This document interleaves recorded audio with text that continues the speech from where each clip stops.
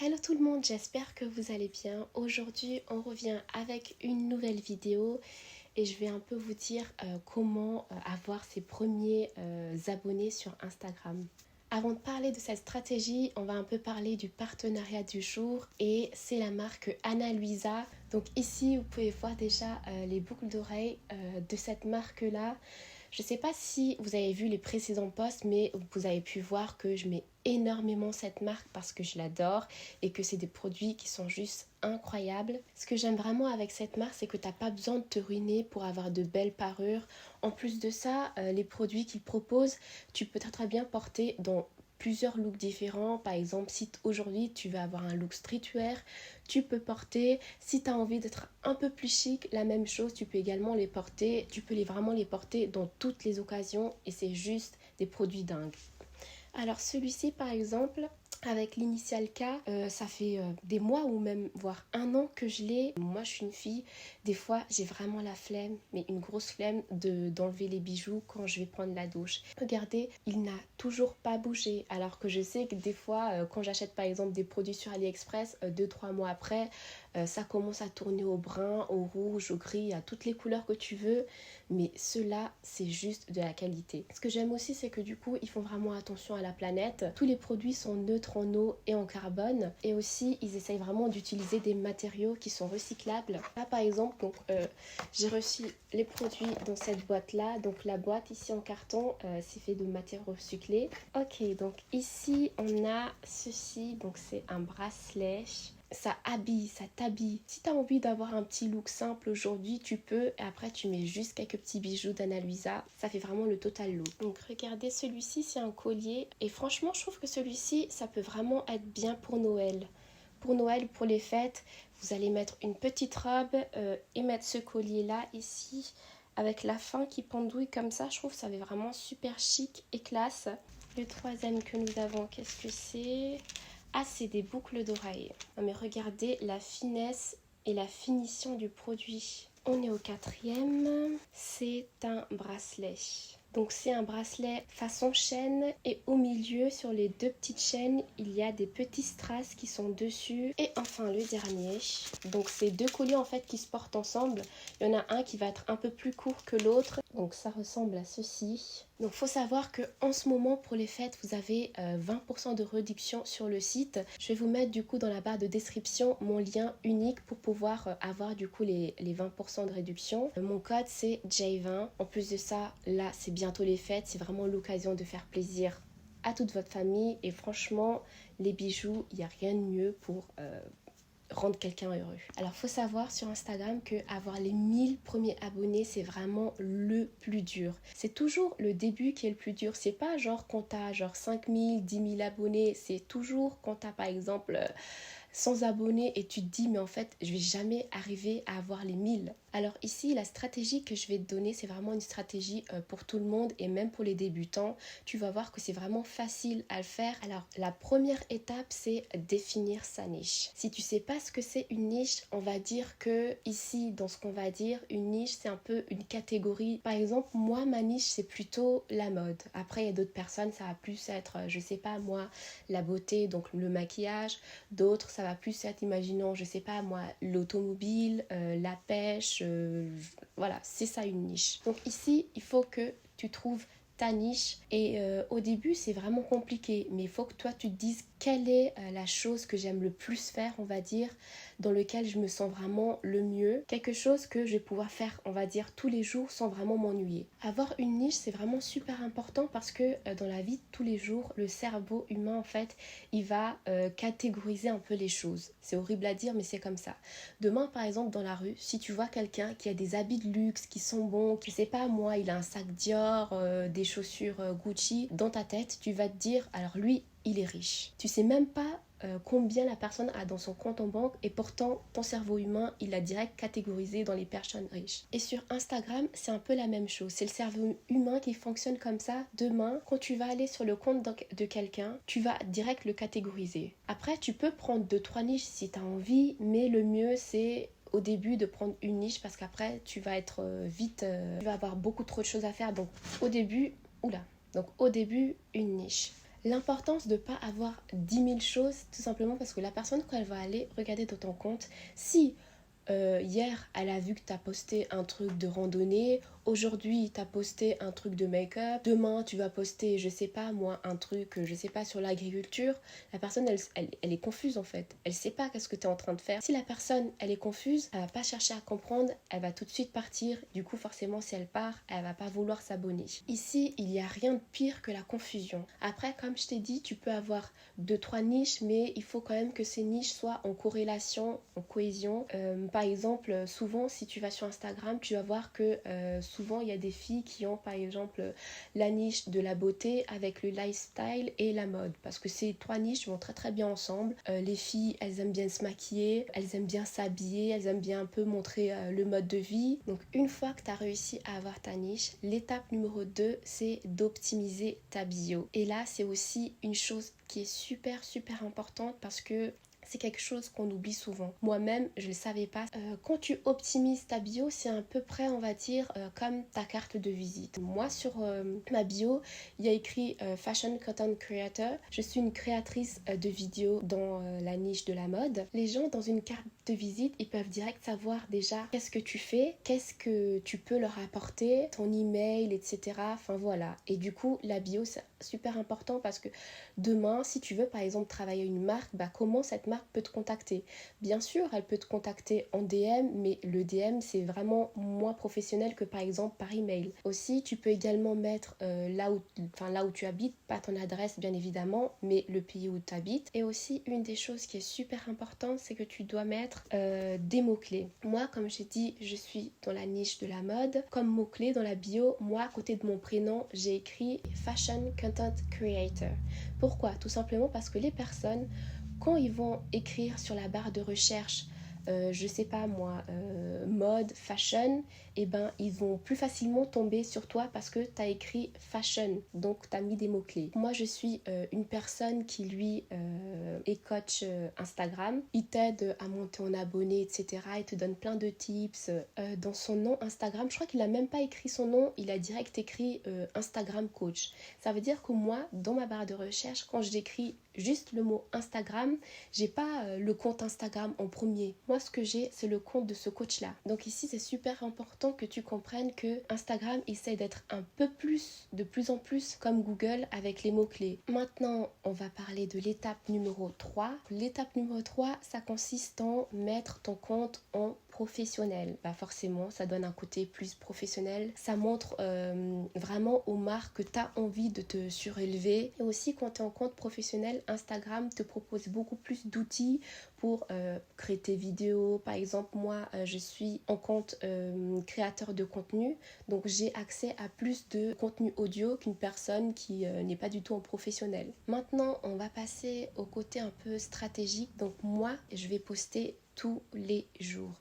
Moi, le premier mois, j'avais posté, je crois que c'était 2 fois par jour, mais au bout d'un moment, moi, j'arrivais plus. Poster 2 fois par jour, tout simplement parce que j'avais ouvert un nouveau compte Instagram. L'algorithme, il sait pas encore mes préférences, il n'a pas encore beaucoup de données en fait, sur toi, sur tes préférences, ce que tu aimes, ce que tu n'aimes pas, ce que tu fais, ce que tu ne fais pas, etc. Donc, il a vraiment beaucoup besoin de données pour pouvoir proposer en fait tes posts au meilleur public possible. Pour moi, les premiers mois, c'est vraiment les premiers mois où tu dois frapper vraiment fort et proposer du contenu.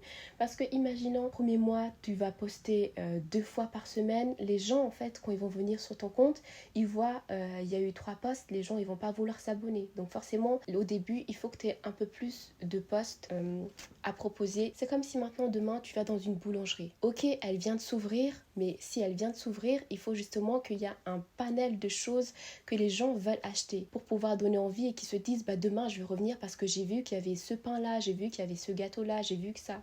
Si la boulangerie elle ouvre et qu'en fait il y a 3 gâteaux qui se battent, la personne elle se dit en fait il y a rien, donc je vais pas revenir. Là, c'est vraiment exactement la même chose. Ensuite, moi, quand je poste, il faut que je respecte un certain processus, on va dire. Désolée, j'ai écrit tout sur un cahier, histoire de rien oublier. Prenez l'exemple d'une photo. Dans la description, vous pouvez poser une question. Je ne sais pas, qui est en rapport avec ce que vous avez posté. Quand je vais la poster, en amont, je vais écrire un petit texte descriptif. J'ai fait une photo où je porte des habits et je vais dire qu'est-ce que vous en pensez. Il faut poser une question pour que la personne, si elle voit, elle a envie de dire ah bah oui j'aime bien, ou sinon tu peux te dire note sur 10 de ce look là. La personne elle va te dire bah je sais pas, 8 sur 10, 10 sur 10, 1 sur 10, quelque chose qui va donner aux gens de vouloir commenter et du coup grandir le taux d'engagement. Ensuite moi ce que je fais c'est que j'aimerais travailler avec des marques, donc forcément tous les produits que j'ai utilisés je le mets du coup également dans la description. Si j'ai porté un top Shein, des bottes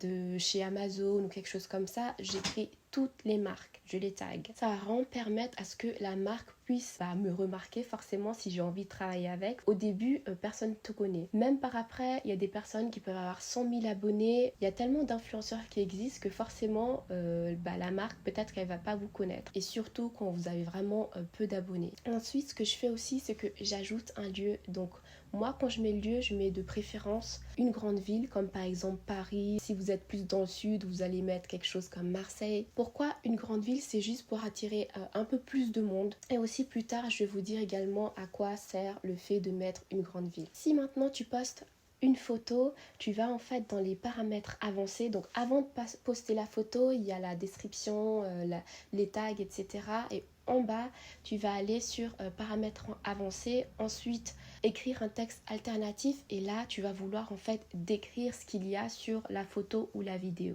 Non, c'est pas la vidéo. La photo, pardon. Je peux écrire fille noire aux cheveux bouclés qui adore la mode, version Pinterest. Elle fait un shooting dans la rue. Elle porte un haut noir de la marque Shein avec une jupe marron de la marque Bershka, quelque chose comme ça. Vraiment décrire au mieux avec des mots-clés à l'intérieur pour que Instagram sache vraiment déjà de quoi il s'agit et qu'il puisse te montrer au meilleur public possible. Normalement, cet outil-là, elle sert pour les malvoyants, mais du coup, ici, ça va vraiment nous servir à ce que l'algorithme puisse mieux connaître notre post. Également, moi, dans la description, ce que je fais, c'est que je mets des hashtags. Alors ici, on va dire un peu plus problématique dans le sens où en ce moment, les hashtags, c'est quand même moins important que par exemple en 2012, mais je trouve que pour ma stratégie, c'est quand même important. Donc moi, je vais mettre environ 10 à 20 hashtags, des hashtags forcément qui concernent ta niche. Dans la niche de la mode, moi, je vais écrire comme hashtag outfit of the day, hashtag OOTD, des choses comme ça. Mais ici, ce qu'on va choisir comme hashtag, c'est pas des hashtags que tout le monde met. Par exemple, ok, ce que je fais, c'est dans le style, mais si j'écris hashtag style, et ben en fait, il y a je sais pas combien de millions de personnes qui ont déjà posté en fait avec ce hashtag-là. En tant que petite créatrice avec un petit compte, si je mets le même hashtag, et ben je vais être noyée en fait dans la masse et il y a personne qui va voir mon compte. Ce qu'on va faire, c'est qu'on va prendre des hashtags qui a moins de 1 million de publications. Faut que tu regardes dans la barre de recherche, t'écris hashtag. Si par exemple t'écris hashtag style et qu'il y a un gros nombre de publications, tu peux faire une variante de ce hashtag style of the day ou un truc comme ça. Et du coup, tu verras que tout de suite, quand tu fais ces petites variantes-là, il y aura beaucoup moins de publications dessus. Ce qui est bien, c'est d'avoir des publications avec des hashtags de 100, 160 000, 90 000, quelque chose comme ça. Parce que forcément, là-dessus, il y a beaucoup moins de compétition et tu vas plus être vu par les gens. En ce moment également, ce qui est mieux quand tu postes, c'est de mettre également des mots-clés. Pour les hashtags, il y a des personnes qui aiment les mettre dans les commentaires, d'autres qui disent que c'est vraiment beaucoup mieux de le mettre dans la description. Moi, personnellement, ça me dérange pas de le mettre dans la description parce que moi, j'ai pas honte de montrer aux gens qu'en fait, j'ai envie de devenir influenceur. Je vois pas pourquoi je devrais avoir honte d'eux. Je sais pas, donc il y a des personnes qui ont honte, du coup, ils préfèrent cacher ça. Libre à vous. Certaines personnes disent que si tu le mets dans la description, ça va mieux fonctionner que si tu le mets, par exemple, dans les commentaires. Une fois, j'avais vu une personne qui travaillait chez Instagram qui disait que franchement, il n'y avait aucune différence que tu le mettes dans la description ou que tu le mettes en commentaire. Ça changeait rien rien du tout, mais ça dépend vraiment des comptes, je suppose. Essaye toi, si tu veux, une fois pendant, je sais pas, par exemple un mois, t'essayes sur la description et pendant un mois en dessous pour voir si ça change. Les mots-clés, ça par contre, c'est mieux de le faire dans la description. Les mots-clés, je sais pas trop combien j'en mets, je sais pas, je pense que je dois en mettre 6, 7, quelque chose comme ça. Il faut pas non plus trop en mettre parce que sinon, forcément, tu vas avoir une description comme ça, déjà qu'elle est longue avec tout ce qu'on a dit. Il faut que ça corresponde à ce que tu postes. Par exemple, moi, dans la niche de la mode, ce que je vais mettre comme mots-clés, ça va être OOTD, Outfit of the Day. Si par exemple sur la photo, tu as mis un trench, tu peux dire trench lover. Enfin, vraiment quelque chose qui décrive vraiment pointilleusement en fait ton post. Il faut savoir aussi qu'en ce moment, les mots-clés, c'est en train de vraiment beaucoup plus primer sur les hashtags. Donc c'est pour ça que moi, je mets les deux. Parce que personnellement, je trouve que les hashtags sont quand même super intéressants. Donc je le mets. Mais en vrai de vrai, il y a des personnes qui mettent pas de hashtag et leur compte se porte très très bien. Alors moi, tout ce qui concerne tout ça, la description, moi, je le fais toujours en amont.